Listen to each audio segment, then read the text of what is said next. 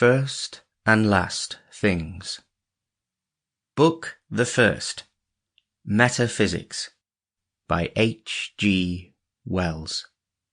Narrated by Ben Hines. Chapter 1. The Necessity for Metaphysics.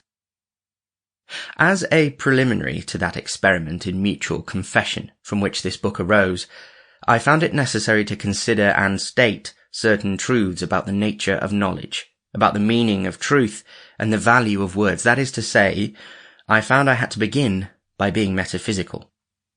In writing out these notes now, I think it is well that I should state just how important I think this metaphysical prelude is. There is a proper prejudice against metaphysics as something at once difficult and fruitless, as an idle system of enquiries remote from any human interest. I suppose this odd misconception arose from the vulgar pretensions of the learned, from their appeal to ancient names and their quotations in unfamiliar tongues, and from the easy fall into technicality of men struggling to be explicit where a high degree of explicitness is impossible.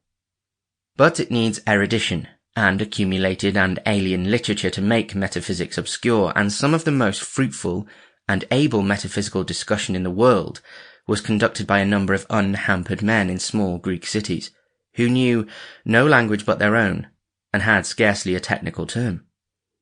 The true metaphysician is, after all, only a person who says, "Now let us take a thought for a moment before we fall into a discussion of the broad questions of life, lest we rush hastily into impossible and needless conflict.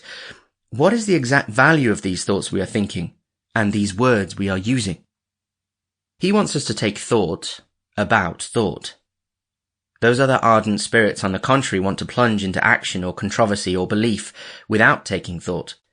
They feel that there is no time to examine thought. While you think, they say, the house is burning. They are the kin of those who rush and struggle and make panics in theatre fires. Now, it seems to me that most of the troubles of humanity are really misunderstandings. Men's compositions and characters are, I think, more similar than their views, and if they had not needlessly different modes of expression upon many broad issues, they would be practically at one upon 100 matters where they now widely differ. Most of the great controversies of the world, most of the wide religious differences that keep men apart, arise from this, from differences in their way of thinking. Men imagine they stand on the same ground and mean the same thing by the same words, whereas they stand on slightly different grounds, use different terms for the same thing, and express the Sample complete. Ready to continue?